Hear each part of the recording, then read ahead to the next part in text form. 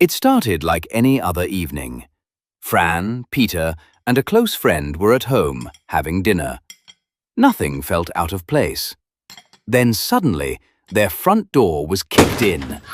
Two armed men rushed inside. Within seconds, the calm atmosphere turned into chaos. The intruders took control immediately. They forced all three victims upstairs at gunpoint. Then, one by one, they tied them up. Peter was restrained, completely unable to help. All he could do was watch.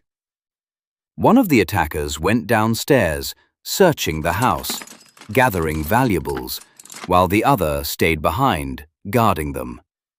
What happened next turned the situation from a robbery into something far more traumatic. Despite the fear, Fran stayed alert. She tried to remain calm, even attempting to speak to the attacker. But more importantly, she focused on something critical.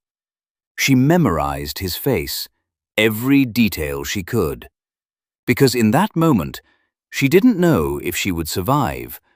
But if she did, she wanted to remember. Eventually, the attackers left, taking the couple's car and everything they could carry. Shaken and traumatized, the victims immediately contacted the police.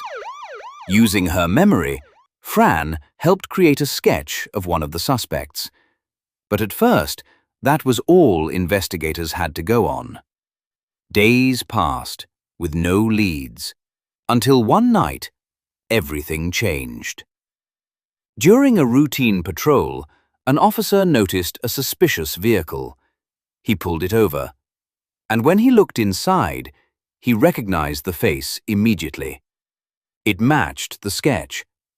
One of the attackers had just been found. That arrest led to the capture of both men.